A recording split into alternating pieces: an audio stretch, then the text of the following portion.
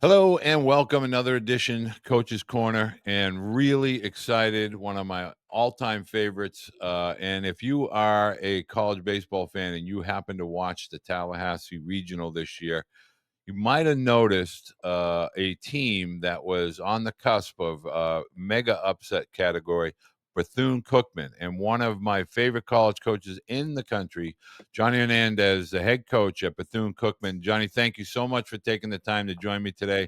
Really excited to talk with you. Thank you, Walter. Appreciate it. Every time that I get a chance to speak about our program and kind of what we're doing here at Bethune, it's always great. And again, man, thank you for having me on the show once again. I get a lot of parents that want to know more about the SWAC. And I try to give parents an understanding that all of college baseball now, all of college baseball at the Division One level is going to see a lot of talent, coming off of maybe rosters that were overinflated. Talk a little bit about your time at Bethune-Cookman. One, you're in a great part of the country, a baseball mecca, but more importantly, you've built a national ranked caliber program. Talk a little bit about how you feel about your program today as well as moving forward. Feel good about our program. As you alluded to, we had a really good showing at the Tallahassee Regional after winning the conference championship on a walk-off home run against Florida A&M. Our school is located in Daytona Beach, Florida. Can't beat the weather. Our stadium sits on an island in Daytona Beach, Jackie Robinson Ballpark, and we're actually going through a $40 million facility renovation project that that the Cincinnati Reds and the city of Daytona Beach have come together collectively to be able to have those renovations as part of the new player development facilities that's required by Major League Baseball. And we're just so fortunate to have a really good relationship with the Cincinnati Reds and with the city of Daytona Beach, where our program is going to be able to utilize those resources with the renovations projects that should be completed by opening day 2026. I've been here for about 7 years now, and every year it's just been a stepping stone. And as we know, the pandemic affected everyone, and in 2021 we opted out. So, it was back to the drawing board, in that summer, and just trying to see where we were going to take this program. As everyone in our 2021 roster, we decided to let them go and venture out to different parts of the country and to be able to play and get their degrees. But fast forward, it's been a really good process, a tough one. But like we say, man, we're right at the cusp of where we want this program to be. We've had the last 3 years consecutive 30 plus wins. This past season, we won 37 games, and that's the most wins since 2002, where Coach Melendez and the Wildcats at that point in 2002 set the school record of 39 wins. And again, we're just building it day by day, and this isn't done without the support of our administration, with the assistant coaches that work alongside with myself, and the student athletes that we're able to recruit and develop throughout the course of the year. And again, just looking forward to some great things with our program. And we just added another building block this past year, getting to the Tallahassee Regional and being competitive in those two games against Florida State and Northeastern. So I want to just, I don't want to go back and feel the pain, but how do your student athletes that are returning, do they use that as kind of ammo in the brain? Like, man, we were this close and now we want to take it to that next level. Not only your returning, student athletes, but your recruits, everybody now, Bethune-Cookman isn't somebody on the outside looking in. You're on the inside now and everybody's looking at you. What type of athletes now are you beginning to attract on a nationwide basis, not just in Southern Florida, for your program? Yeah, I think it's definitely, widen out, the ability to reach student athletes because of the success that we've had, not only this year, but the last couple of years. And, some big time midweek wins, over University of Miami, Florida International, Stetson, JU, and USF. I mean, I think now what I want is for Bethune-Cookman to be a household name. Not only in the SWAC conference, but on a regional level in the state of Florida, which baseball in Division One in Florida and junior college and D2 and NAA is really good and competitive, but on a national level as well. And I think that we did that with this past year. So it's allowed for us to be able to attract recruits that I think maybe in past years wouldn't give Bethune-Cookman, an opportunity, or even look into what we have been able to accomplish in, the last couple of years. And again, this is a program that has won 20 conference championships, has had 19, 20 trips to the NCAA regionals. And, a lot of people won't know that because we don't get the exposure of the Power Four programs and the exposure of the top end mid-major programs. But, for us, our guys have a chip on their shoulder.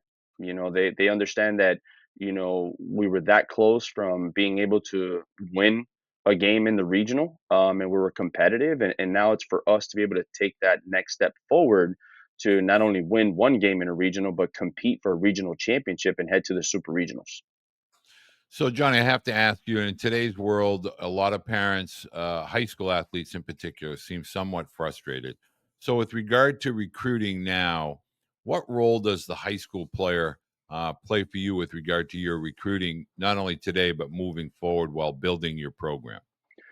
I think the first thing is the high school student athlete needs to realize that there is a school, for everybody. I Right. think that it's got to fit academically, it's got to fit athletically, and it's got to fit financially as well. I think that high school student athletes today should be open to any and all routes of college baseball. They shouldn't get stuck in, I have to go D1, I have to go D1. No, there's very good Division II programs, there's very good NAIA programs, and there's really good junior college baseball programs that are able to develop and get guys to the next phase of their career. I think that they have to keep going at it. I think now we get stuck in the era of we have to play tournaments every single weekend, and the physicality and the development part of the student athlete gets lost because we're so concentrated in playing every weekend, every weekend, every weekend. And I think that sometimes a student athlete, especially the high school, needs to take a step back and look at the Division I rosters,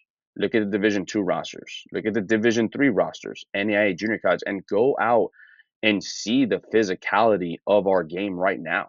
And that's a huge part, I think, that's missing in the high school student athletes. So I think that their role is they have to academically, keep doing what they're doing. Email coaches, send videos, and understand that the landscape has changed with not only the transfer portal, but now with the roster restrictions cut down to 34. Speaking on our program, our roster spots are limited, and we don't have, like, we can't bring in 10 to 12, 15 high school student athletes like we did in the past. That's just not going on right now with all the rules that have in place. So I think for them is just stay at it, and literally I would urge every high school student athlete in their area to try and catch a Division I game, Division II game, D3 baseball game, NAIA junior college game, and sit through those games and actually self-evaluate themselves to see if they are able to play at that level and look at the physicality of those current college baseball program rosters and see, okay, this is what I need to do to get better and put themselves in a position to be successful.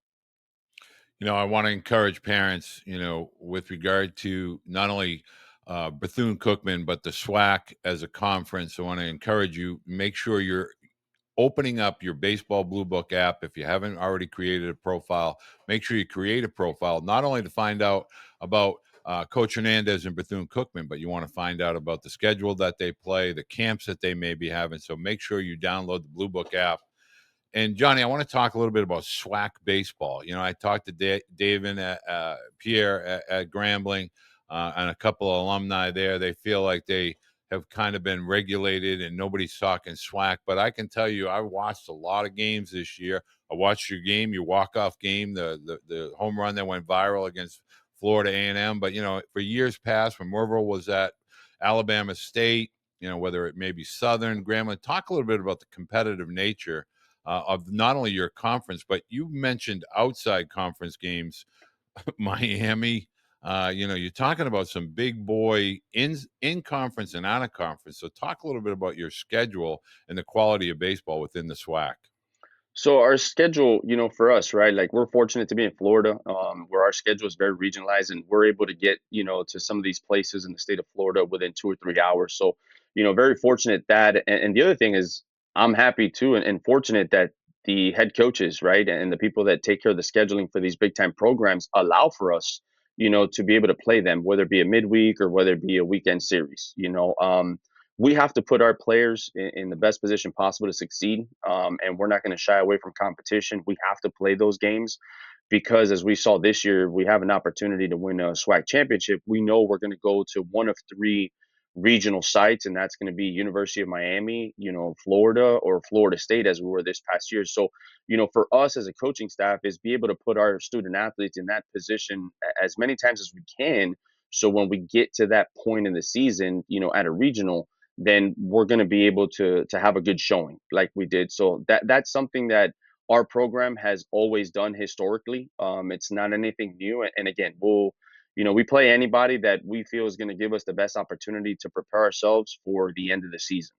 A couple of years ago, we played at LSU. We played at South Carolina for a weekend series. So again, just very fortunate where we're at, and with the support of administration to put our student athletes in that position. As far as the SWAC goes, the SWAC is a very competitive baseball conference. We've been a member of the SWAC now going on 3-4 years, and every year the talent gets better, the recruiting gets better, the development of the student athletes get better, and that's attributed to all the head coaches, in our conference, and the assistant coaches that work alongside the head coaches to be able to build up, the Southwestern Athletic Conference on a national brand. We don't get the exposure of the Power Four programs and also the top end mid-major programs, and I think that is what is unique about all of our programs, because when we do get opportunities to play against some big time programs, all of our student athletes in our conference and all the head coaches, it's about getting a good showing and allowing people to understand that there is really good baseball here in the Southwestern Athletic Conference, excuse me. And I've said it publicly, if people would give HBCU baseball an opportunity, they would be able to open their eyes and say, wow, like this is a very competitive, program or conference.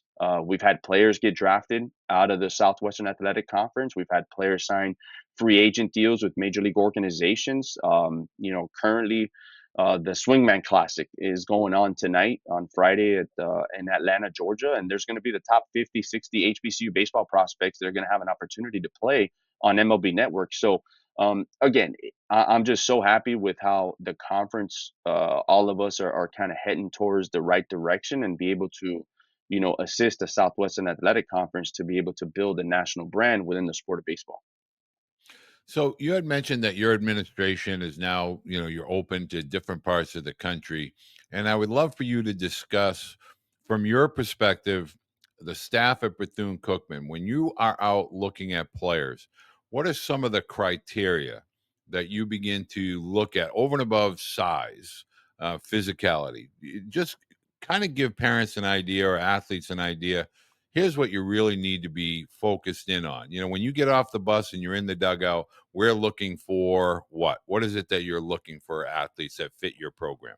Yeah, well, first of all, we have to be able to find and identify student athletes that can play at this level, right? Right. Every time we go watch a player, is okay, how is he going to help us, not only acquire, right, or win some conference games on the weekends, but if we do get to regional, how do they match up with some of the Power Four mid-major programs that we're going to see?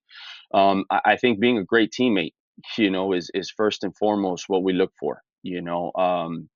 There's times where guys are really good teammates when they're 4 for 4, but for us, it's when they're 0 for 3, right? With 3 strikeouts, or just they hit 3 balls, hard, and it gets caught by the defense. Again, like how is that student athlete going to be towards their teammates? Are they slamming stuff on the ground, right? Because for us, we have to be able to find student athletes that are going to represent our institution well on and off the field.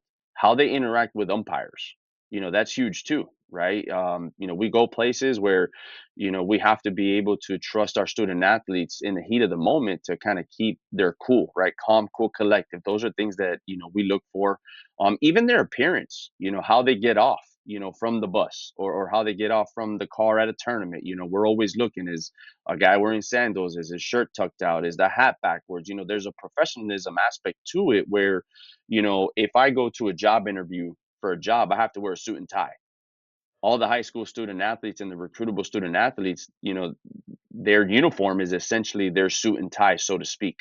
Playing the game hard. Are they running everything out hard? Are they being a great teammate? Are they backing up the bases? Do they bring energy? And energy for us is not the rah rah cheerleading, stuff. Energy for us is playing the game the right way, playing hard, just being, what we call old school, right? A dirtbag, being able to do those things. So again, it's just hard nosed guys, and we want guys that have faced some type of adversity in their lives. Sometimes it's not about the best players, about the right fit. Because if you've gone through some adversity in your life and you've been able to overcome it, then baseball is just a game. So, it's a unique student athlete that we have to be able to bring in. We don't have all of the resources that the top end schools have, but that's not an excuse for us. We don't worry about, what we don't have. We worry about what we do have. So just the interaction with the coaches, interaction with their fellow teammates, interaction with their opponents, interaction with umpires. I've getting calls, sometimes where, I know a student athlete has played against a certain opponent and I know the opponent's head coach and I just call them, hey man, how was this guy when you guys played him? Well, Johnny, he was a good dude, very respectful, played the game the right way, ran everything out. And I've got calls where, hey, Johnny, stay away. This dude was barking. It's just so many things that go into it outside of just the athletic ability that we pretty much put our stock into when we recruit a student athlete at Bethune-Cookman. Talk a little bit about during your tenure, with Bethune-Cookman. I really want you to talk a little bit about the really reemergence now. With now we have the 34-man rosters. Athletes have to be patient with their process. Can you talk a little bit about, hey man, you might be a freshman or a sophomore, but you got to kind of trust the process, be patient. Your time is going to come. Now, guys want to blow out of Dodge if they don't get any at bats as a freshman or a sophomore, and it really hurts their development as an individual. Can you talk a little bit about the need for younger athletes to have patience and have a process for themselves as a student athlete? Yeah, it's all in the process. You got to wait your turn, right? You can't run before you learn how to walk, and you can't walk until you learn how to crawl. That's we're very open with all of our student athletes, especially the young guys, that we recruit, and we lay it out for them, before they even step foot on campus, right? There is a process, and they have to stick with it. And I think that we live in the instant gratification era where Oh man, one of my teammates committed to so and so school. How come I'm not committed yet? Well, I think that the high school student athlete and the parents need to understand that they have power in their recruiting process. And with technology of how advanced it is, they're able to see if so and so is a catcher and I want to go to this school. Well, on the roster there's three catchers, there's two sophomores and a freshman. Chances are that program's not recruiting a catcher. But as far as like within our program, we're very open with our guys and we let them know about the process of development. This isn't, you know uh, where you're going to come in and play right away. Obviously, if you have the ability and you show that you can, great. But if not, we have examples of past alumni that have gone through our program and has stuck with the process and have been able to have a really good career, even if they don't start right away as a freshman. And I think that gets lost in today's world where, a high school freshman doesn't start on varsity as a ninth grader, then they transfer to another school, right? And for us, when I was coming up, we were freshman and sophomore on high school JV, unless you right, did something really, really exceptional to be able to be placed on the varsity roster. And even that, your time was limited on the varsity roster. We right, weren't getting to varsity baseball until your junior year. Some programs in South Florida, you're a junior still in JV. And it's not that right. you're not, that good. It's just you have to just wait your turn because you have a really good player ahead of you. So and it's in life, in life, you be patient, good things come to those who are patient. And I know it's cliche, but it really is. So I think that there is an open communication, at least with our guys, with the young guys that we do bring in, and we surround them with veterans to be able to assist them in their development as well. Last question for me, and I really want to have parents get a good understanding of the value of camps, particularly at Bethune Cookman, with regard to they're not necessarily recruiting events, but it's a way for you to get to meet student athletes, for athletes to get to know you and your staff. And how would you advise athletes how to treat the camps? In other words, I always try to get parents to understand when you're going to Bethune Cookman camp, see the campus, see the dorms, see the, see the interaction with regard to the student body. There's more to college camps than just fielding ground balls and taking BP. Talk a little bit about how you value your camps with regard to your recruiting process. We value it. We've gotten players, from our camps that are on our current roster and have been on our rosters. I think that for me, I view the camp as a job interview, right? For potential student athletes and even for us, as a coaching staff, right? I would urge, student athletes that are interested in camps again to be able to make sure academically, it's a fit. That's number one, right? If you want to go into mechanical engineering, well, Bethune-Cookman doesn't offer that, then you shouldn't waste your money on going to a Bethune-Cookman camp because we don't offer that academic subject that one wants to pursue. I think athletically, it has to be a fit. Like we mentioned earlier, if you're a catcher and we have three catchers on our roster, chances are we're not recruiting a catcher for your class, right? And I see it as a job interview. Not only the way that we as a coaching staff are able to interact with the student athlete, I think the student athlete also has a responsibility to be able to come up and allow themselves to come up to the coaching staff and introduce themselves and speak to them and get to see how the coaching staff interacts not only with them but with everybody else in the camp setting. And I urge kids that come to our camps to drive around campus, to be able to take in Daytona Beach, enjoy it for a couple of days. You might as well. You made the trip. You're coming to the camp, but there's a lot more than just hey, I'm going to take a couple of ground balls and maybe play a 6 inning game, get a couple of at bats, some BP. I think that there's the personal connection is what needs to had in the as far as like camps is concerned. So I see it as a job interview, not only for the student athlete but for us as a coaching staff as well, because if we do recruit that student athlete, we want to make sure that they feel comfortable in our setting and conversations, ask questions and ask hard questions. Where do Right. you see, we deal with it all the time.